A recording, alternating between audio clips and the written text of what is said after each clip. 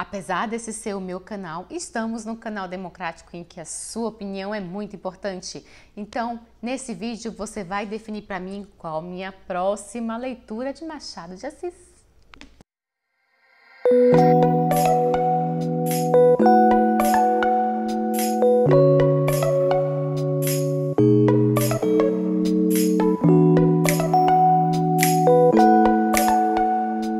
Gente, eu até meio que me vesti assim, a caráter, botei um lacinho, uma blusinha rosa de manguinha, bochechinha rosa, para ficar bem romântica, para lembrar a Helena na sua fase romântica de Machado de Assis. Mas, sem sombra de dúvidas, para mim, a minha fase preferida dele é o realismo.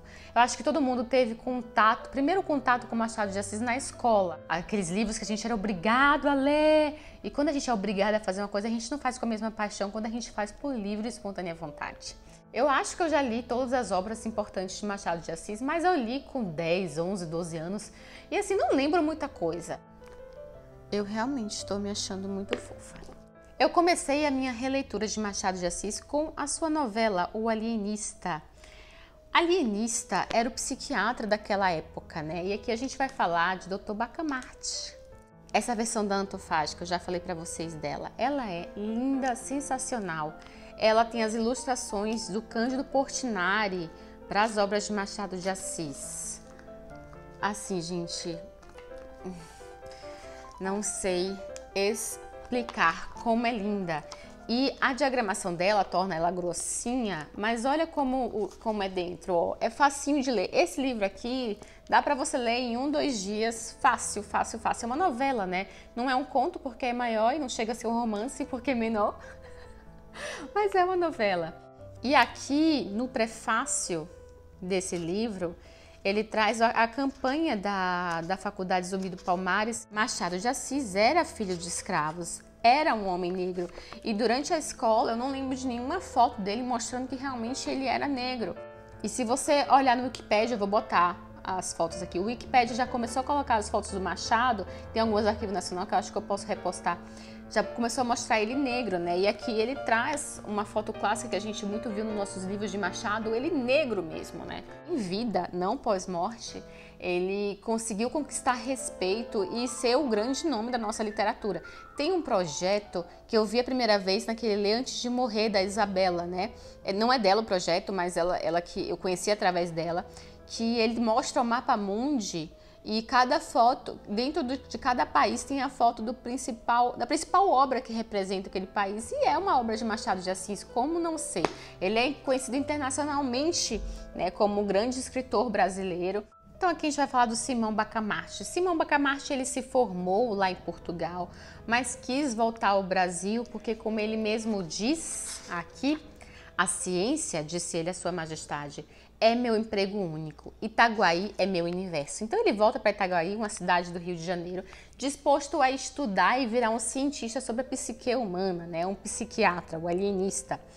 E aí ele cria a primeira Casa Verde do Brasil colônia. A Casa Verde era o que seria o manicômio. E ele foi confinando nessa Casa Verde as pessoas que tinham problemas mentais, sejam aquelas que eram agressivas e que ficavam reclusas, trancafiadas dentro de casa, ou aquelas mais inocentes e que tinham aquela loucura clássica, aquela mais senso comum que a gente conhece. E assim, ele achando que colocando todos ali no mesmo local, ele ia poder estudar e entender o que é loucura e definir cientificamente o que é a loucura. Quando ele chega também em Itaguaí, ele resolve que ele precisa deixar descendentes dele.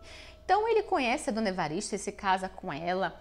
Dona Evarista não era uma mulher assim tão bela, mas era uma mulher que a ciência mostrava pelos seus traços, né? Seu quadril, enfim, que seria uma boa paredeira, uma boa esposa para dar filhos para Simão Bacamarte. Mas eu vou contar um mini spoiler que não vai ser tão problemático assim.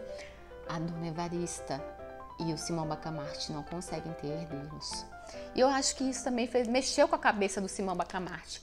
E aí ele começa a ampliar o espectro do que é a loucura. Às vezes ser diferente, o excêntrico, será que não pode também ser uma loucura? E daí quem era um pouquinho fora da curva começou a também ser trancafiado na Casa Verde. E as situações são as mais diversas. Eu acho que se eu tivesse vivido lá em Itaguaí, com certeza eu ia ser classificada como algo excêntrico, um pouquinho diferente, e estaria lá, fazendo parte do grupo. Mas história vai, história vem, como sempre Machado traz críticas políticas e sociais cheias de humor, como eu sempre gosto. E temos o barbeiro que começa a questionar, como assim esse homem tem o poder de olhar para a pessoa e falar assim, não, isso é loucura ou não? E ele vai lá na Câmara dos Vereadores e questionar como, não, tá errado. E os vereadores falam para ele, olha, não podemos misturar questões burocráticas com a ciência. A ciência prevalece, temos que obedecer o que a ciência manda, a gente viu isso recente com a pandemia, temos que obedecer o que a ciência manda. E ele fica revoltado e ele gera uma revolução lá e vem os dragões brigando e a cena é muito rica deles brigando e tal para poder destruir aquela casa, para poder tirar Simão Bacamarte do posto que ele tem. Acaba que sim, o barbeiro ganha, né? E todo mundo esperando um pronunciamento que ia falar assim, olha, vamos tirar esse poder desse Simão Bacamarte.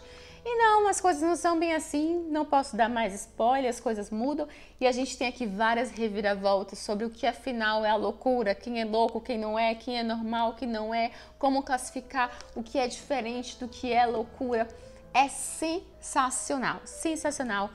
Livrinho para ler super rápido, simples. Eu acho que quando eu li ele na adolescência eu não consegui pegar nem um terço das histórias que trazem aqui, da importância que esse livro tem. E continuando meu objetivo de releitura das obras de Machado de Assis, tenho duas aqui. Memórias Póstumas de Brás Cubas, outra versão da Antofágica, e Dom Casmurro, mais uma versão da Panda Book.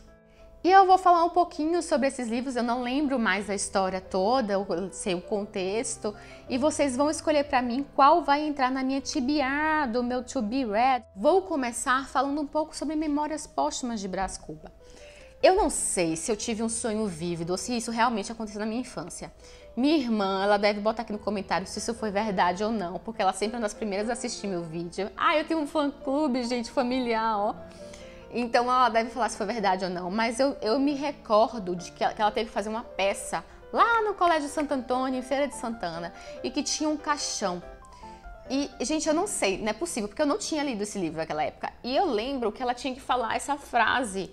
Não sei se ela tinha que falar ou se eu tô misturando realidade com ficção. Eu sou muito criativa para poder conseguir inventar um sonho desse mesmo.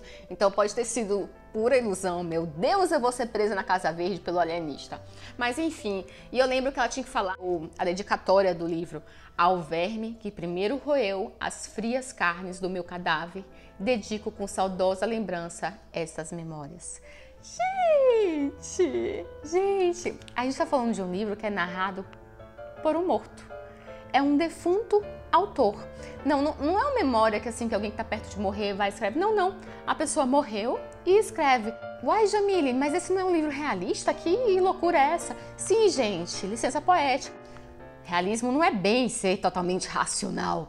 Mas já morto e sem apegos terrenos, ele não tem mais a censura e ele pode falar realmente na visão dele, desse autor. Então a gente está aqui com um narrador que ele não é tão confiável assim, porque ele está passando uma visão exclusiva dele, da sua vida. E a gente vai percorrendo ali como foi o preâmbulo da sua morte e como foi a sua vida. E o jogo de palavras aqui, a poesia escrita em forma de romance, é maravilhoso. Eu lembro de algumas coisas que ficam marcadas mesmo. Vai ser um livro que antes de eu reler eu já estou dando 5 estrelas, tá? 5 estrelas. E também essa versão da Antofágica tem as gravuras do Cândido Portinari. Deixa eu mostrar uma delas aqui para vocês, tá? E é um livro cheio de humor. Ó o verme que primeiro roeu as frias carnes do cadáver de Brás Cubas. A capa é o verme, Portinari desenhou o verme. Gente, é sensacional. Eu fico muito empolgada, realmente eu sou uma pessoa muito empolgadinha com as coisas. E aqui temos Dom Casmurro. Afinal, o maior mistério, o maior drama que temos da literodramaturgia brasileira não foi quem matou Odete Roitman, foi se Capitu traiu ou não Bentinho. Esse livro eu também li tem muito tempo, então tem muita coisa que eu não lembro. E eu não lembro nem a conclusão que eu cheguei na época. Se Capitu tinha ou não traído Bentinho. Então eu preciso reler adulta, já sabendo pelo menos o que é amor, o que é traição, porque naquela época eu nem sabia o que era isso, devia ter 11, 10 anos, sei lá quando foi que eu li esse livro, tem muito tempo. Mas algumas coisas marcam, né? Esse livro é narrado pela visão do Bentinho, o possível traído, então é outro narrador não confiável, porque imagine, você tá lá suspeitando que você foi traído, acredita fielmente, você vai contar a história para outra pessoa. Você acha que você vai falar de um jeito que a gente acredite que você foi traído mesmo ou não, né? Então ele se faz como uma pessoa ingênua, ele se põe, né, se mostra-se como uma pessoa ingênua, que era facilmente ludibriável, e Capitu, uma mulher vivida e esperta, com aqueles olhos de ressaca. Se bem que pra mim, olho de ressaca não tem nada de esperto, né? É meio que um olho de gente que bebeu demais. Como seria um olho de ressaca? Mas, voltando ao que importa, e essa versão da Panda Book, ela tem essa lateralzinha aqui, ó, que tem as explicações das palavras, traz o contexto, tipo as notas de rodapé. Ao invés de ficar no rodapé, elas estão aqui e tem mais informações. Então vai ser uma releitura bem diferente. E eu acho que vai ser muito rápido, gente. Olha como... Por quê? Por que que na época da escola, que a gente tinha que ler por obrigação, e eu não li eles por obrigação, eu li antes da escola pedir, porque não era assim. Ia ser tão mais gostoso da gente ler, né? Era aquele livro com aquela letrinha pequenininha, página branca, que a diagramação daqui até aqui, daqui até aqui... O parágrafo não tinha espaço, a gente não via as páginas passarem. Por quê? Gente, eu assustei minha cachorra. Shakira! Assustei. Então eu quero que vocês, nesse momento, escrevam aqui embaixo. Você vai ler Dom Casmurro ou você vai ler Memórias Póstumas de Brás Cubas. Eu vou ler os dois, mas o primeiro que eu vou ler, eu quero que você escolha entre esses dois. Sim, o meu preferido na época foi Dom Casmurro, mas essas duas obras são 5 estrelas permanentes na minha vida. Eu preciso relembrar cada detalhe das emoções que eu senti quando li, e com certeza serão emoções bem diferentes, agora com uma outra maturidade.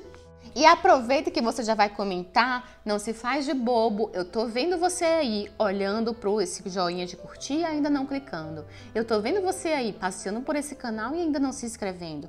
Aproveita que você vai comentar e decidir que livro que eu vou ler e curte, gente, e se inscreve. Beijos, beijos, beijos e até o próximo vídeo.